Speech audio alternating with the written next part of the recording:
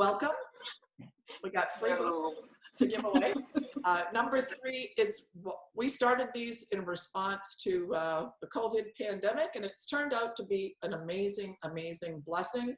I think some of you know me, Dorothy Polarski, started, we've worked with 40 mothers groups in the parish of Ontario, in the parishes in Archdiocese of Toronto, host the Dynamic Women of Faith Conference. We're at 37 people. I'm pumped. yeah, very cool, very cool.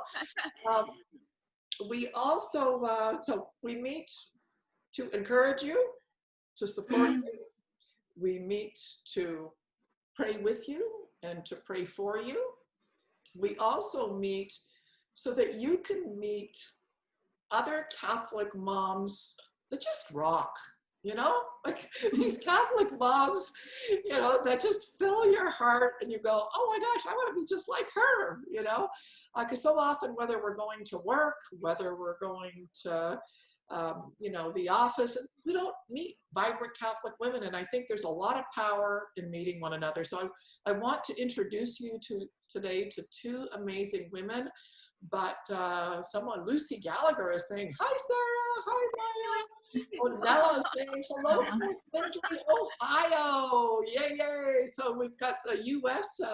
Mothers Group leader, not Mothers Group leader, oh my gosh, that was a slip, a future Mothers Group leader. I got lots of stories about Nella, but I won't share them today. Actually, she's in the book, Motherhood Matters.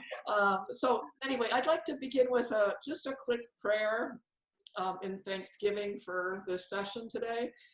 So, dear Lord, Jesus, we know that whenever 2 or more people are gathered in your name, that you're present, that you're among us. And there's more than 2 of us here, Jesus. There's 42 of us here, and we're all gathered. We're all gathered in your name. We're gathered here because of you, Jesus, because we love you, and we worship you, and we're just so grateful for all of the graces you've dispensed, and we're grateful, dear Lord, that you gave your life for us. And if we know that Jesus is present, I always say too at Mother's Group that 2 or more are gathered in his name and Jesus is present, that we should be rejoicing, right? And to allow the spirit of joy, like Jesus is here amongst us. So Jesus, we acknowledge your presence, we rejoice in your presence. We also turn to our Blessed Mother and we ask her to wrap her loving arms around each of us, the people that are here signing on, and we ask our Blessed Mother to wrap her arms around Maja and Sarah. And one thing I said earlier when I was chatting with Sarah and Maja was that we're praying for more babies in the world. I sometimes fight with our Blessed Mother. I say, come on. We want more babies. Come on, you can make it happen. You can pull a few strings. If you can fill wine jugs, certainly you can fill babies into the uteruses of women that want them. So I scream at her sometimes. My spiritual director reminds me. He says, after all, she is a Jewish mother, so you can talk to her. So thank you all for signing up. St. Patricia from St. Gregory's. Yay, more babies. We're praying all for more babies. So I want to introduce you to Maja and Sarah. And rather than me going on and on, because you guys know I do that too much, I'm going to ask Maja, tell us a little bit about yourself. Maja. Hi. Yeah, sure. Hi, everybody.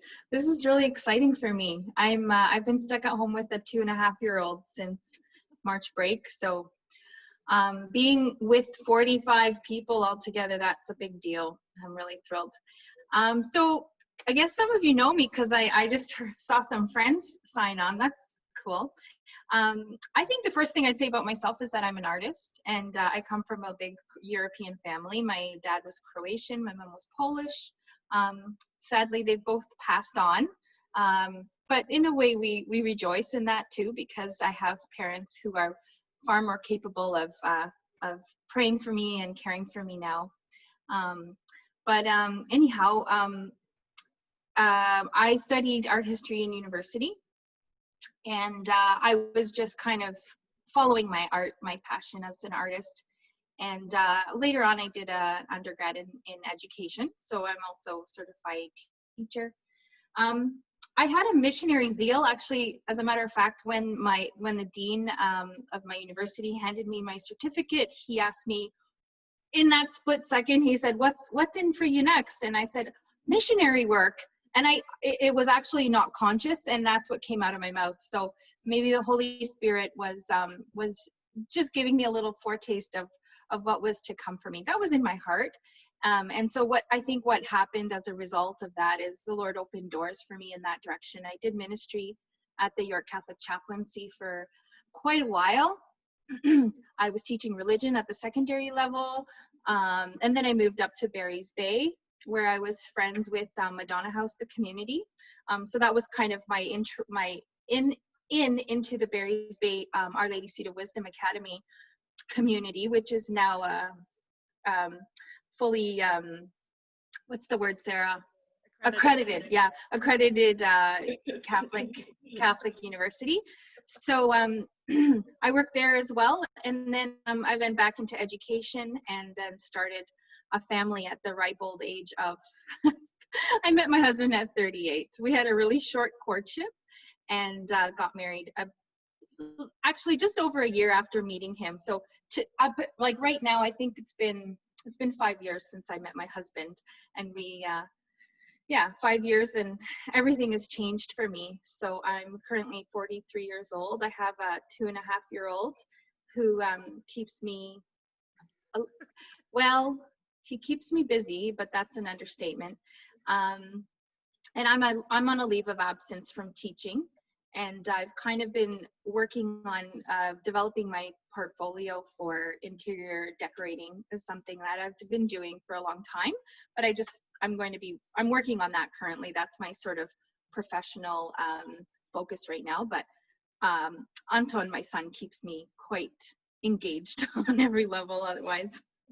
Yeah, so you've got a hello here. Hi, Maja. It's Jennifer from CCY with you from way back then. Yep, way back. Way back. And then 20 years.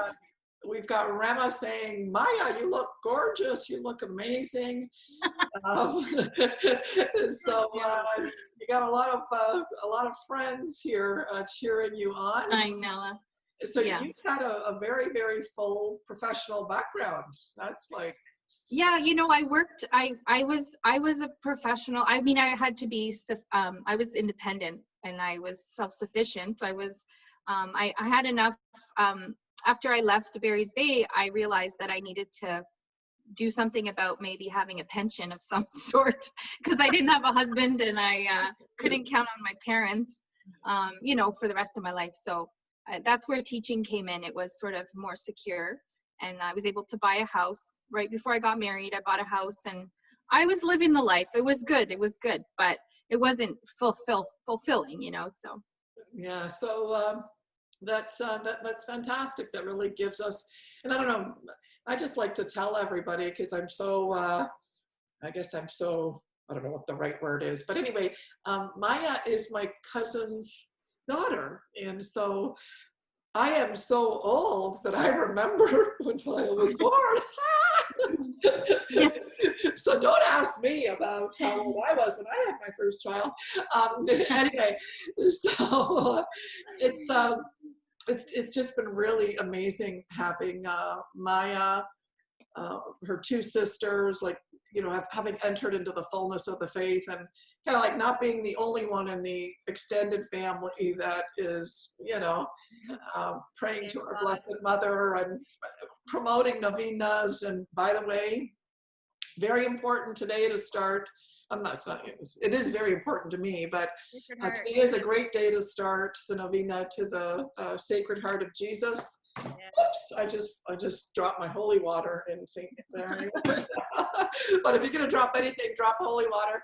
So please start the novena to the Sacred Heart of Jesus. I do want to mention that next Tuesday, the evening, or next Thursday rather, the afternoon before the Sacred Heart of Jesus, we're having a priest giving a reflection on the Sacred Heart of Jesus, and it's a Sacred Heart priest, right? And I've known him since 1989, and he's journeyed with me, and I'm very grateful for Father James Casper. So tune in next week. There's going to be a bit of a different format. We're going to have a priest giving a reflection on the Sacred Heart of Jesus. So Maja is my cousin, and Sarah is an amazing friend of mine. Look at that smile of Sarah. Sarah, do you want to tell us a little bit about yourself? My smile is genetic, I think. I think all of the people have the same smile. So I was one of 8. I was born into a family, a large Catholic family. The thing I remember most about my upbringing is the fact that our Catholic faith was, we lived it. It was part of everything, almost everything we did. All of our friends were mostly from our church community. We went to different church communities, so we had this very large circle of family and friends, and it was just something we did, all the time. So when it came time to go to university, I chose to go to the University of Steubenville. So I graduated from Steubenville with a biology degree and a minor in theology. So I didn't know exactly what I was going to do with it, but I enjoyed it. I loved my time at Stevie, so it was really great. A lot of the women there went for their MRS degree, but I did not. I left Steubenville and I worked in different places. I traveled. I was in North Carolina for a couple of years. I worked for a doctor there, and came home. I met my husband eventually, and we got married and settled down, and we're really excited to start a family. And a year went by, and 2 years went by, and 3 years went by, and there was still no baby. And it ended up being 13 years. And in that time, we did just like we lived as much as we could, So we traveled. We had different jobs. We bought and sold a couple houses. I went through a lot of healing in that time, healing I didn't know that I needed. And it was really beautiful, even though it was so hard. So it was just before I turned 39. We had just given it one last go. So we had all kinds of, we tried conventional medicine and unconventional medicine. We had novenas and rosaries and prayers and pilgrimages. We did just about everything, and there was still no baby. So by about 39, it was just before I was 39, we had emailed our family and said this just isn't going to happen for us. So we're going to explore other avenues. We're going to see where the Lord leads us. So we had sort of thought we'd close that chapter. And at the end of that month, I found out that I was expecting. So it was probably the most glorious moment of my whole life. And even my doctor, when she called, she was screaming at me on the phone. Like she was going crazy. It was beautiful. So she's, what did you do? What did you do? And I said, I don't know. I have no idea. She did it one more time.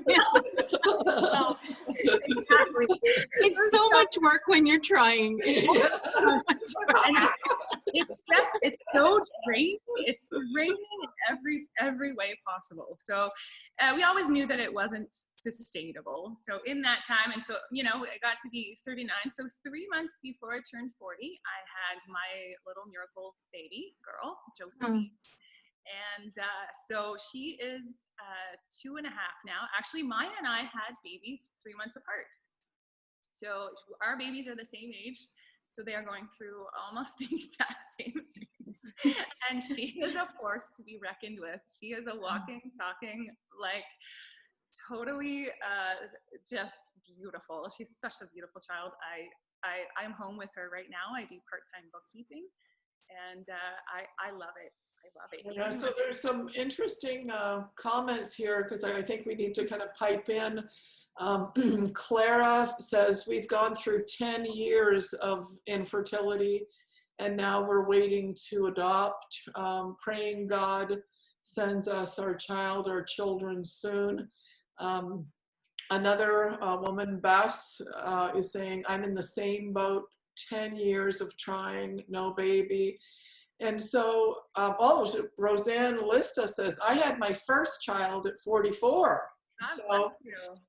So when Sarah and I and Maja, we were chatting yesterday, that was sort of something too that kind of emerged is, you know, the pain of infertility and those years and years and years of waiting and, you know, sometimes being judged by others and, you know, are you going to have more than one? You know, and just those thoughtless comments that some people make. And we want to assure you that, that we're going to be praying for you. I'm always having a fight with our Blessed Mother saying, come on, you know, there are women having abortions. Why don't you like stop those and give babies to the, you know, so I have good solid fights. So I want you to know that you're in my prayers. So the question was, some of you might be saying, okay, the question was, is it safe to have a baby at 40? Maja, is it safe? What are your thoughts? Well, before I answer that, I guess I just want to say that it really is a mystery. You know, you bring up this question of, you know, all the babies that are rejected and then all the babies that are longed for and prayed for. It doesn't make sense in our puny little minds. But if I could just say that, I mean, having waited all the years, I felt like I waited a long time to be married because You did, Maja. I mean, I was 30, I guess I can't remember how old I was when I got married. I was 40. I turned 40 that year. Or sorry, 39. Anyway, doesn't matter. But it was a long wait because all my siblings had been married. But there was a sense of that there weren't really men to marry, you know, and that there was a part of me that was a victim. Like I don't like that word terribly, but a victim of our society, a victim of our culture that doesn't really raise young men that are ready for marriage. So I had to grapple with that. And in the same way, I think we can look at this whole dilemma of abortions versus infertility and see it as it's not so much that, you know, the Lord is handing out babies to certain people and not to others. It's that my life is making up for maybe, you know, my infertility right now, because we haven't been able to conceive again since my son was born.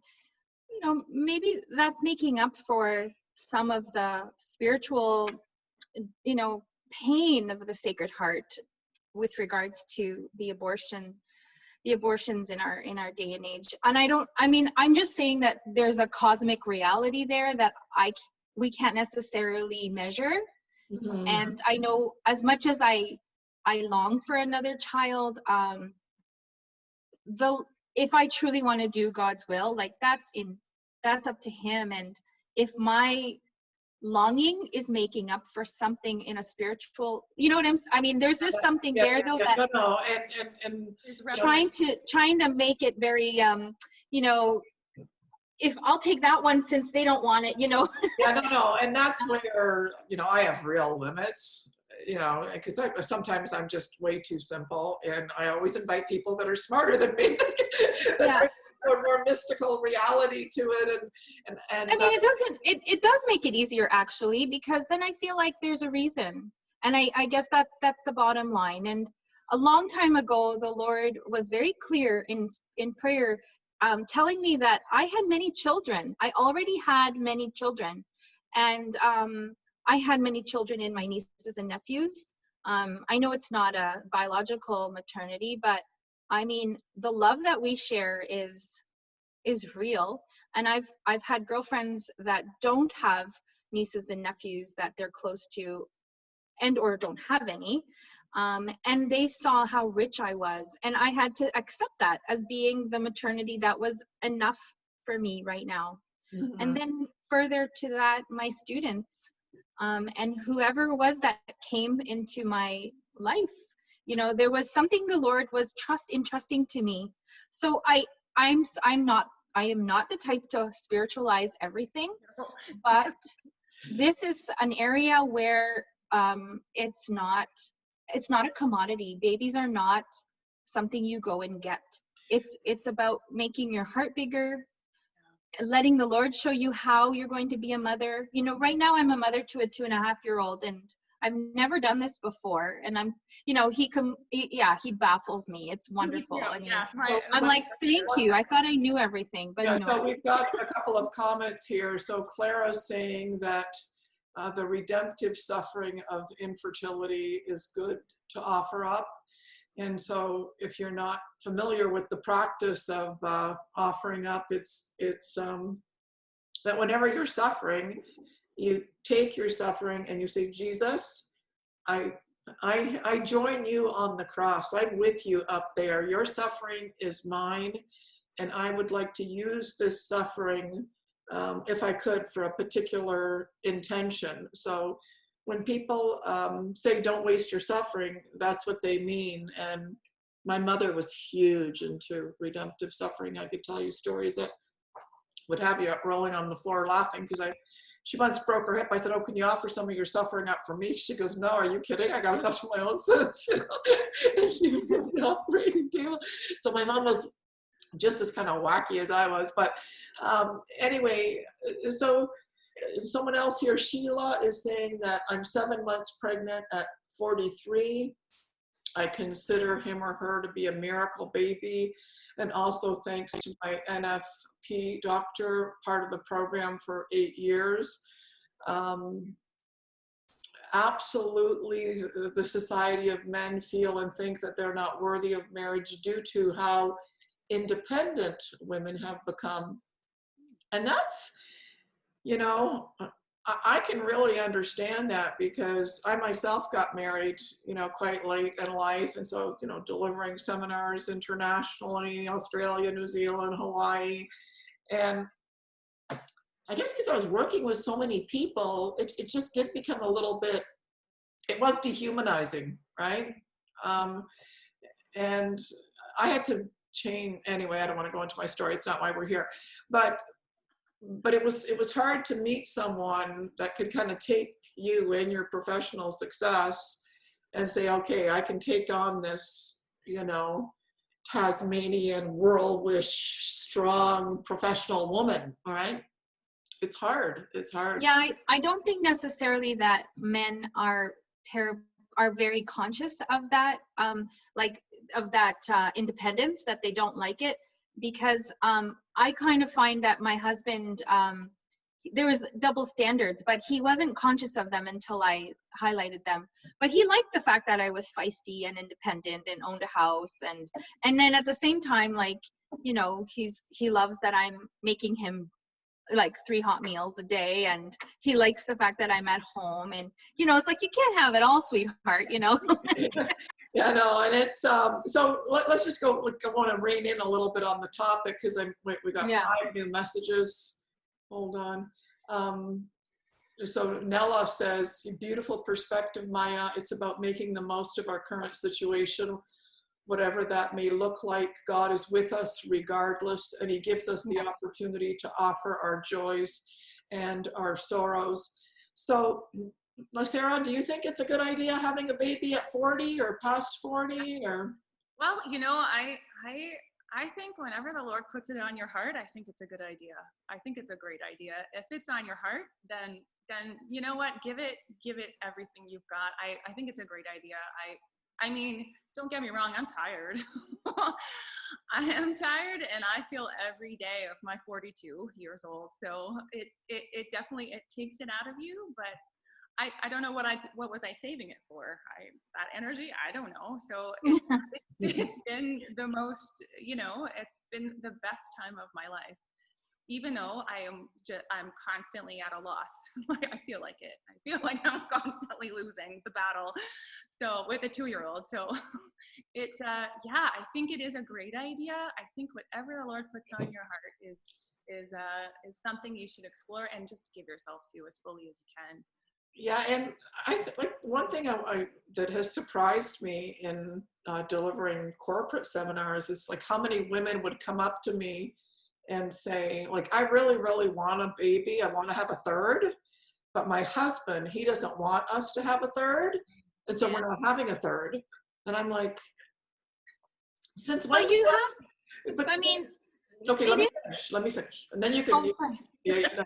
So, like, we're called to follow God's will, and sometimes that might mean putting our marriages a little bit under fire, right? Um, and I think a lot of women, I think we've had this women's movement, and yet, a lot of women have fought for this right and fought for that right. And I know women who are visibly depressed and sullen because they've got more babies in them that are dying to come out. They do.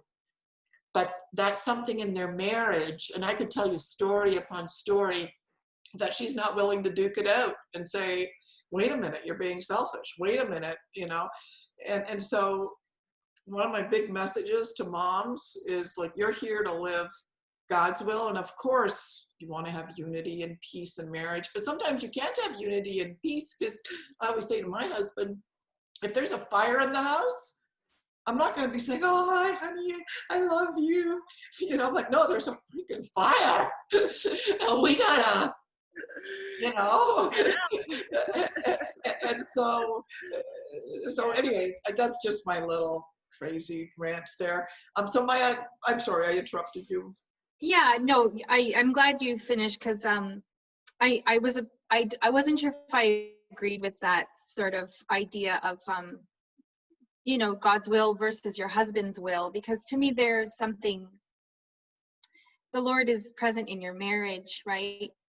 I guess that's maybe another conversation, but yeah, I agree that if you're not confronting your spouse about the desires of your heart, and if he's willing to dismiss those if they really are strong.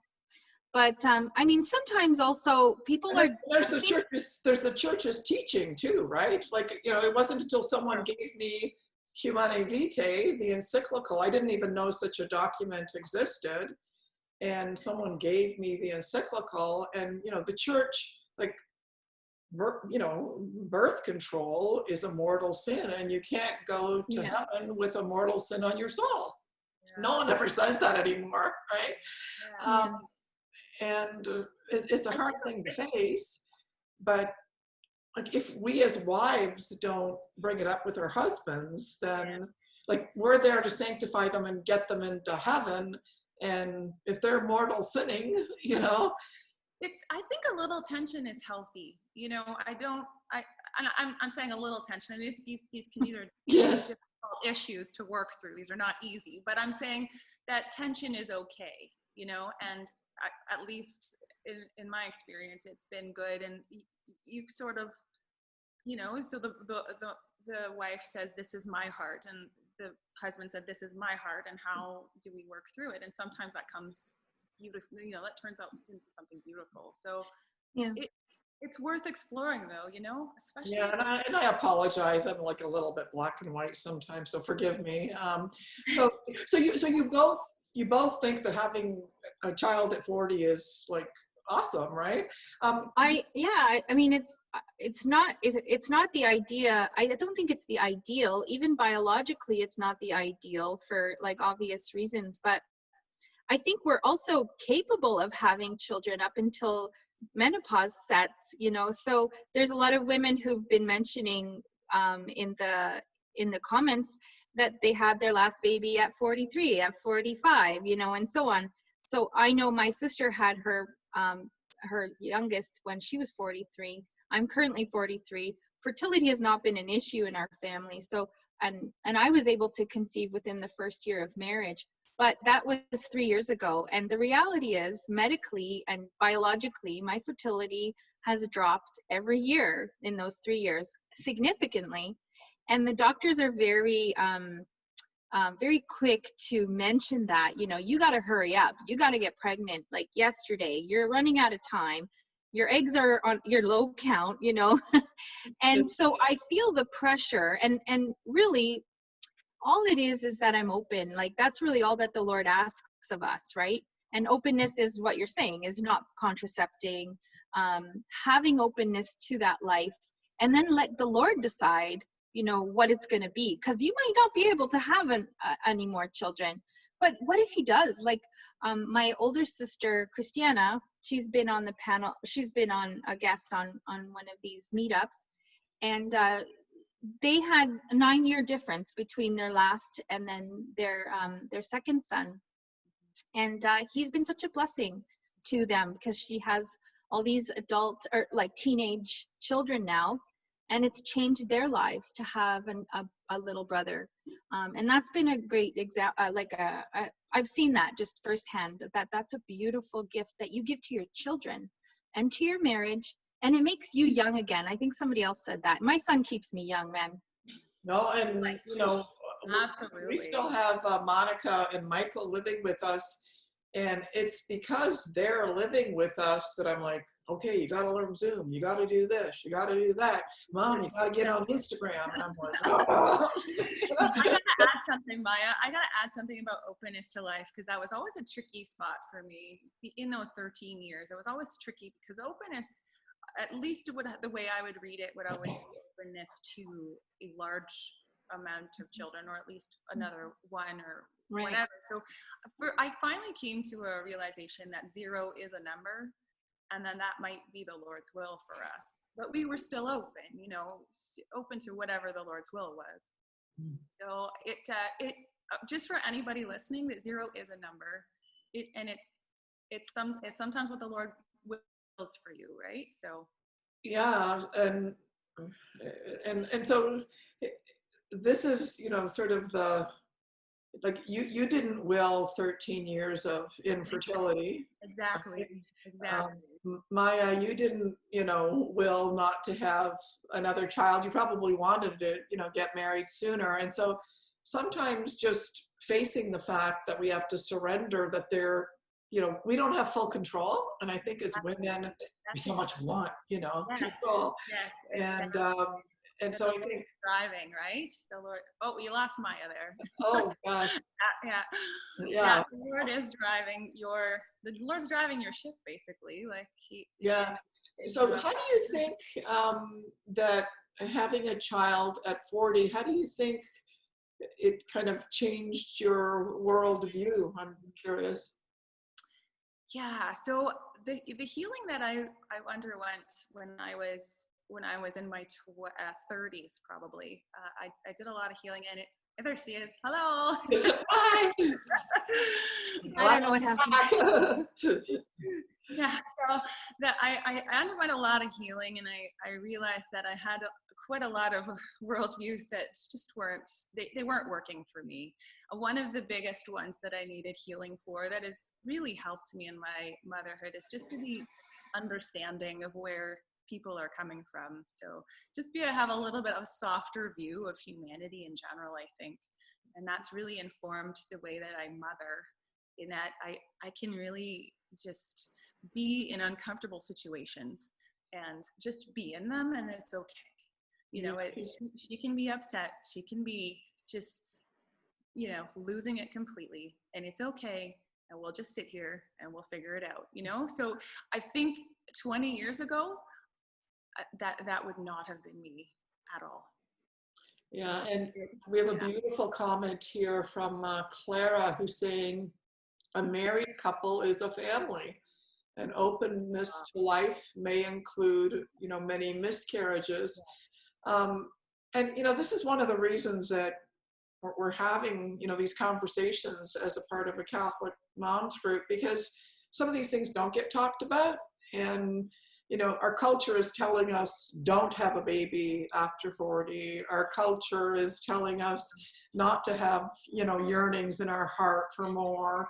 And so we're kind of here to nurture the promptings in your heart. Maja, how do you think having a baby at 40 is kind of, like, are you a different mother because you're a mother at 40 instead of 20 or 22? Or how is being a mom a little bit different? Well, I mean, I guess I can only compare to my sisters and their experiences with their first kids. Definitely way less anxiety about things now.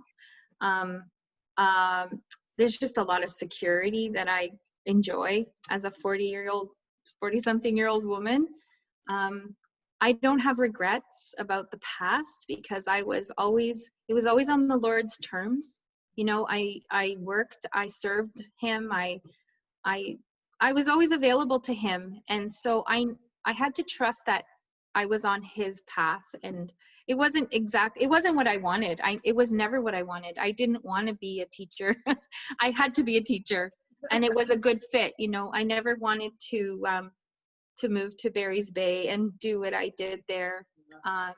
But I did it with my whole heart, you know. So now as a mother, and I have a son, and I look at him, and I see him as other.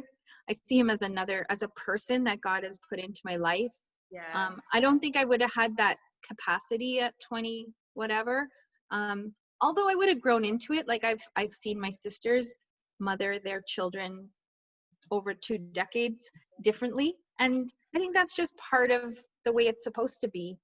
I think a big part of it is being married later in life is also a huge, for me. I mean, Sarah, you guys were married in your 20s, but yeah, that's been a real difficulty too. It's been something to overcome, maybe get used to, I guess, being married and not being either one of us being single anymore. So it's a big adjustment. Anyway, there's a beautiful comment here, and it's Martine. She comes out to the St. Peter and Paul Mothers group quite often, and this is like bang on truth. The last 20 years or so, you do not say or hear young women saying, I just can't wait to get married. The society of my generation is gone. Our parents' generation was first and foremost to marry and start a family. However, society has dictated that women should be going out to work and never mind about being a mom. I've read so many magazines in the 70s who were encouraged to leave their mother roles, and hence the choice for women to be free. So men, I did not feel like, you know, they were needed. And, you know, we could have a whole conversation about what the feminist movement has done to motherhood. And, you know, I keep on saying, like, right now, we don't need more, you know, professional, you know, lawyers and doctors and librarians. Like, we do need more devoted mothers, you know. And some of them can be women. I think there's a danger that we talk about it as if, you know, we haven't achieved that kind of, I don't know what other language to use, but I'll say the E word, equality. I don't know, like, here's the thing, you can have it all, but not all at the same time. We have to make sacrifices. I don't know, like, I'm not a good person to ask, because I always wanted to be married. I always wanted to be barefoot and pregnant, you know, making cookies and getting the kids. I always wanted to be home, a homemaker. So I am living the dream right now. I've waited a long time for this, but one of my principals, where I was working the last school, that's what she said to me. She said, she was a single woman, she still is, and she said, women can have it all, but not all at the same time. And when they try to juggle everything, they're very unhappy. And I'm telling you, the women I worked with as a teacher were very unhappy. There are a lot of unhappy teachers. You give everything in the classroom. You have to. They're so demanding, the kids. And then you come home and you want to shove your kids in a corner and tell them to be quiet. So you give them an iPad or whatever. I'm not criticizing. I do it too. But you need those moments. But there's no other option. You only have so much to give. You're limited. You know, I'm limited. I'm sorry, I should speak for myself. And I found that my reservoir was so shallow, you know. Well, I don't know if that's the word. Maybe it was very full, and I just couldn't give it all. I had to give it all to one or the other. And I didn't know how to share it. It was too much for me. I actually stopped working as soon as I got pregnant. Yeah, I couldn't do it. No, many, you know, many books will say that, you know, the time that a woman is, you know, pregnant is like a sacred time. And you know, it's like, I get so worried for women because I'm kind of like, okay, like you're 9 months pregnant and you're still jumping on the GO train and going to downtown Toronto and then picking up the other from daycare and then rushing home to go to Metro to pick up a barbecued chicken and then dealing with, you know, your boss who is now texting you or sending you messages on Slack at 10 o'clock at night. And one of the reasons we started this ministry is because, like, I'm just so afraid of what's going to happen to that generation of women. They're going to just drop dead, right? Yeah, well, they are. They're very unhappy.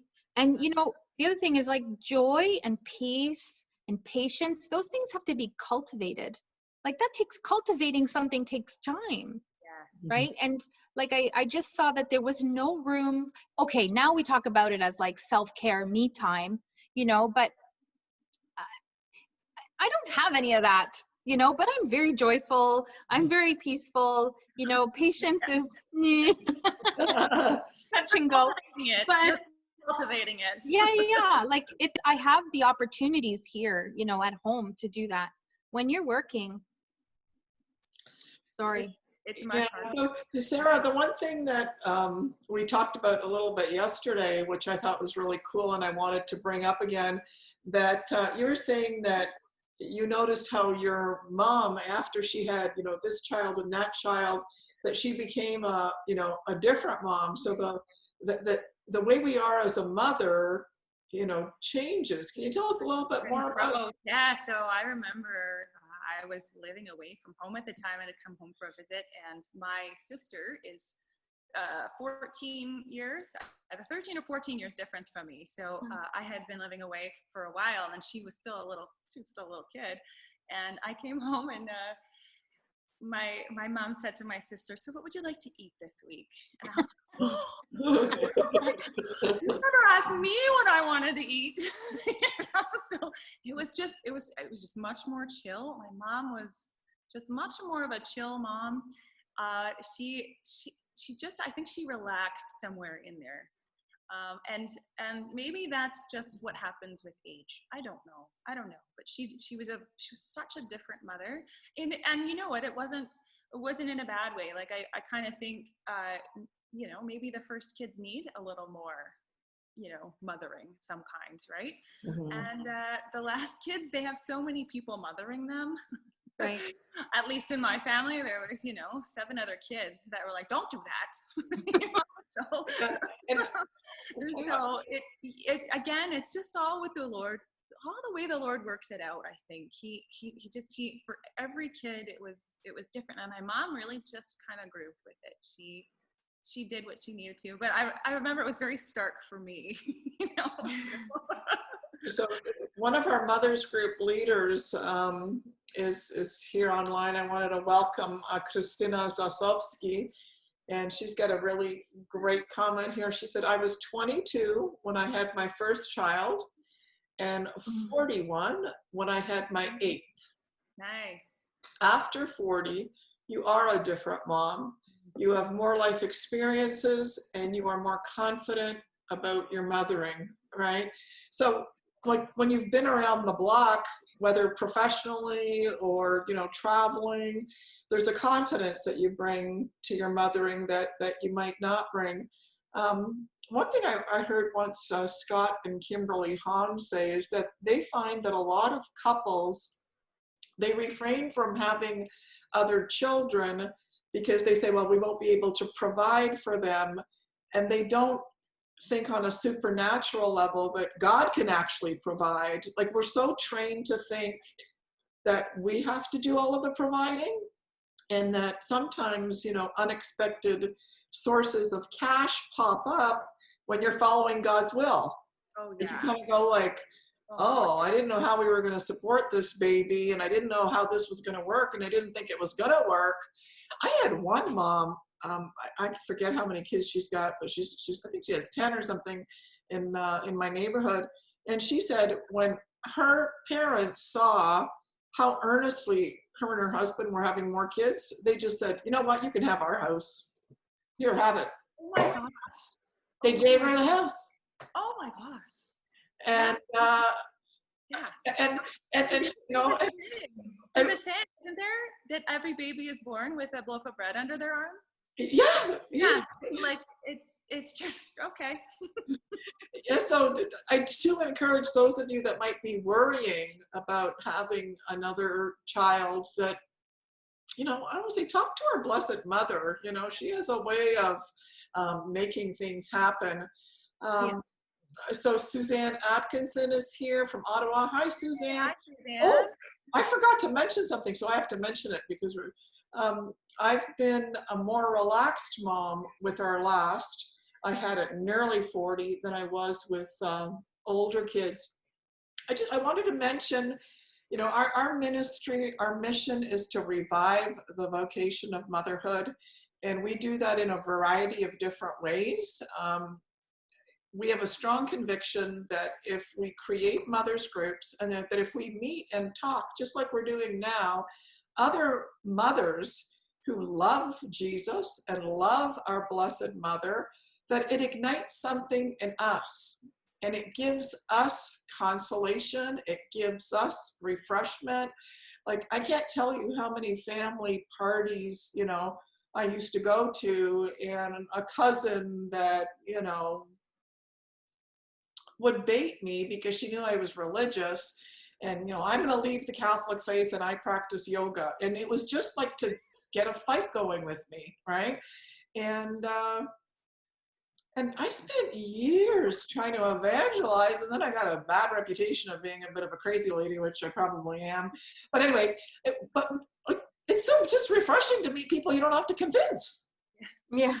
Right? Like, and so my mother's group for me was like my oasis. Once a month I'd go and I'd like, right? And then I could battle, you know, all the folks that were, you know, thought I was over the top and a hypocrite and blah, blah, blah, you know, I get it all. But so we start mothers groups. We have a publication, How to Start a Mother's Group. It's a beautiful, beautiful, beautiful publication that is a full color, you know, magazine style format. You can purchase it on our website. It's like only $19.99. And if you order one, you're like really helping the ministry, and it might inspire you to start a mother's group. We also have a mother's group starter kit. So if a mom wants to start a mother's group, she would go to her parish. And of course, we're in waiting mode now, but that kit has like about 25 things in it, and I'm not going to go over all of them now, but we have recently created a 52-week study guide. And Sarah is one of the contributors in the study guide. Suzanne Atkinson is also one of the contributors to the study guide. And our ministry is consecrated to Our Lady of Czestochowa. But I just wanted to show you that each study is a lesson that has, you know, 5 components to it, and it's very thorough. And if you want to start a mother's group, then there's lesson number 2. I'm not militant that you have to use this at every single mother's group meeting. You know, people like to change it up, but we do have a kit. This is in the kit. This is in the kit. A whole bunch of things are in the kit. And we encourage you to support our ministry. On June the 27th, we are having a Catholic Moms Summit. It's a Saturday morning, and Dr. Josephine Lombardi is going to be speaking on motherhood as a vocation. What does that mean? So she'll do a talk on that. Carissa Douglas will be giving a talk called The Choices We Make. And then I'll be giving a short reflection on the 5 marks of a Christian mother. So mark your calendars for June the 27th. Sarah, do you have any kind of closing thoughts or questions or anything you'd like to share with moms that are 40 years old and not have children, or 40 years old and would like to have children? Do you have any thoughts? Well, I was just reading one of the comments here from Rebecca here, and she was saying that it's very hard to not be a mom, and the feeling of not fitting or being broken or ashamed of not being a mother. So I think if I could say anything, I would say you're not alone. Those feelings are very normal for what you're going through, and try to connect with people if you can.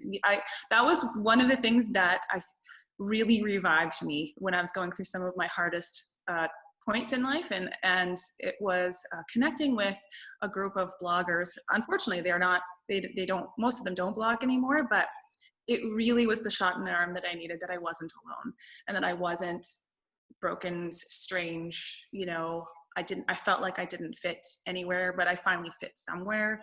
So you're not alone, no matter what you're going through, even if you're going through secondary infertility, even if, you have 3, 4, 5 kids, it's always painful when you have another child on your heart and it just doesn't happen. So that's a real grief. That is always a real grief, no matter how many kids you do have.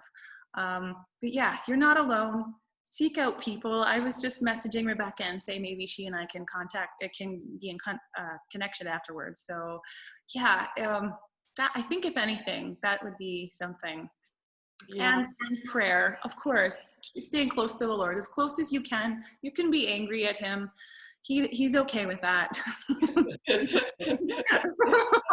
Plenty of wooden spoons, right? Exactly. So just stay as close as you can to the Lord and really be as open as you can to his will. And Maja, do you have any kind of closing thoughts to moms that are, Yeah, I realized that the demographics of people on this webinar are mostly moms. If any of them are not, I'm not in, and let's say you're not a mom or you, like if Sarah's saying, you have older children and you're still hoping to have more. I think you need to be leery of the fertility clinics. That hasn't come up, but I have one of my best friends is a fertility specialist. She can't treat me, but she was my sort of liaison when I was going to the fertility clinics just to have my cycles monitored. That's pretty much all they can offer you. If it's a secular, just something covered by OHIP, these fertility clinics are out to get you artificially pregnant, and it's also immoral. So that would be something to, before you go in that direction, is just arm yourself with information and knowledge so that you don't get pushed into methods of conceiving that are against our moral teachings of our church. There is so what fertility care, Yeah. Toronto. They would be the place to go for the Creighton model, teaching how to, they could help you learn how to monitor your own cycles. I had learned how to do the Billings ovulation method as a single woman and as a celibate person, because I wanted to be healthy. I wanted to know what was happening with my body. And then as a married woman, it helps me pinpoint those fertile days. But now with my age advancing, things are not as clear cut. So I did need some more help. And I'm telling you, these doctors are just pushing the IUI, the in vitro. And I'm like, I'm able to say no, but I'm sure there's many women in their ignorance who are going for those treatments. And I think openness, openness is really where God wants to bless you. When you open your heart, we're open to adoption. It's a process, and so we're slowly moving in that direction. And I'm still open, physically, biologically, to having more children. So the Lord can do whatever He wants. And the blessing is in having an open heart. Yeah. That's where I'm blessed. Yeah. So. Yeah, so what would be, because like a lot of women don't know that the certain practices are against the Catholic Church teaching. So what practices are against Catholic Church teaching? Well, any kind of invasive treatment that is going to separate the conception from the natural act of intercourse. So there's something called intrauterine insemination, where basically your husband has to masturbate in order to get the specimen, and then they use the specimen, and it sounds so, it's just it's just chemistry. It's just a procedure. It's not invasive, but it's immoral. I don't want my husband doing that. He doesn't want to do that. That's not, it's just not for us on so many levels. There's another aspect of that too. Sometimes in the petri dish, they make 6 or 8 or 10 embryos, which that's like step 2, right? Yeah, exactly. That would be considered in vitro fertilization. Yes. And so they fertilize the egg outside of the body, and then they inject the baby back into you. I mean, that's just crazy, right? And I mean, I think it's pretty mainstream now, and I'm sure we all know someone who has been born through in vitro, or who are going through it, IVF treatments. It's really scary. I'm glad that you brought this up, because it's just amazing how, many average kind of cultural Catholics don't know that even having, the tubes tied, it's a sin, it's a mortal sin, right? Because you're no longer open to God's plan. So that's another reason we host these sessions. Yeah. I know there's a lot of pressure. There's a lot of pressure from your doctor to go and just go through the motions, and OHIP pays for a lot of it. So that's another temptation. But my friend told me also that IUI, it doesn't increase your chances at my age to get pregnant. So there's no loss. I'm not missing out, basically. Just have more sex. NAPRO has a much better success rate. Yeah. It's still, like, even though they can bypass all of the physical aspects of our bodies, they can bypass it all. NAPRO still has a much better success rate, because they work with your body, and they work with your cycles and the levels in your blood. They don't just override all of it. At least that's been my experience. So. Yeah, and I wanted to kind of just pipe in, because, I had always wanted, I always said I'm going to get married at 24, and I'm going to have 4 kids. And I didn't get married till I was 34. And in 1999, I got extremely sick, and, rare disease and complications of the disease.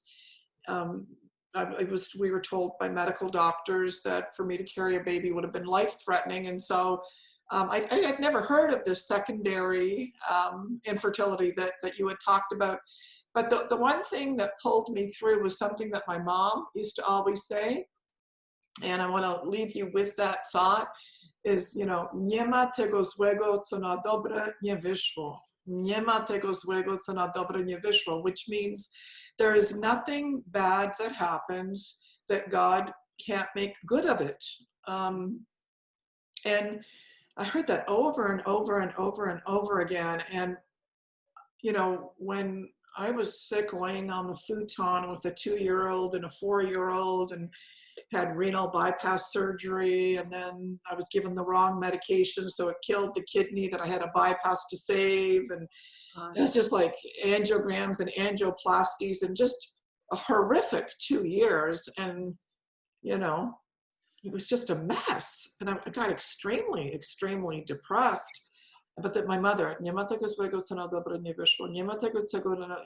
and what that experience did to me is it really rooted me in the conviction that each child really is a gift. Yeah. And that I just prayed that every woman that could have a baby would have one. Like, come on, And I could honestly say it was at that time where the seeds were planted for this. Like, I think that my passion and my crazy drive to get this message out to women, that children are a gift, that motherhood is a vocation, it stems from those 2 years of suffering. And there was more suffering after that, which now's not the time to get into it. But it was all those years of suffering that just put this burning furnace, you know, in my heart. And so I'm like, okay, Lord, show me how this cross could actually be a blessing to others. Show me, you know. It's almost like it was a labor. This is another baby, right? This is that definitely a labor. That's what I keep on saying. If you have one more baby out there, yeah, you had a very large baby. I keep on praying for them. So I'll be praying for you, Sarah. I'll be praying for you, Maya. I'll be praying for all of you. Please know that you know, you're burning in my heart. There's a couple of books that are that Sarah had recommended. Someone said from Maya, Romans 8:28. I have to go. Anyway, it's 5 after 3, and I remember one month someone said to me that you ended that meeting so abruptly. You know, so I don't want to end it abruptly. I want to thank you, Sarah, for giving us your yes today. Thank you. Maya, thank you for giving your yes today. It's such a gift. And any other final thoughts before we Something came to mind just as you were wrapping up. This is a truth that I hope everyone hears really clearly, is that no one has ever heard a woman say, I wish I didn't have that kid. I wish I didn't, like, I regret having little Johnny. He was just a mistake. Nobody, but people have you always hear women say, I wish I had another. I wish we had more. I heard my own mother say that. She had 4. I wish we had another one. I wish we had more kids. No one ever says the opposite. So it's so scary in this world to be a woman. No, you really have to be a rebel. I'm a rebel. I'm 100% a rebel. You just have to be bold, right? Yeah, and we have to get the message out. Like moms, we have to get the message out to our daughters. You know, like either Sarah or Maya are saying that the average pregnancy these days is like 39. That's the average in Canada. As mothers, you know, we need to be talking to our girls and saying, get started and get going, because it's beautiful, right? Because we encourage girls, you know, to join sports, and we encourage girls to get their degrees, and we encourage this and we encourage that. Let's encourage them and, you know, just show them how beautiful it is to be a mom. So we need to get that message out. So thank you, all of you, for joining us today. Thank you. Thanks, everyone.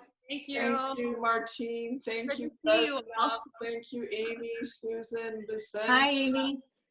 Thank you, Clara, again. So thank you, all of you, for being here. And for those of you that didn't want to chat, we love you. We're praying for you. And thank you for putting up with all of our imperfections. We're learning as we go. And we'll see you next week with Father James Casper giving a reflection on the Sacred Heart of Jesus.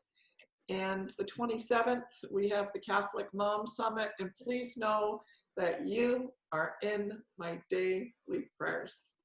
Love you. Bye. Bye, everyone. I'm so glad we had this time just to have a chat and say hello.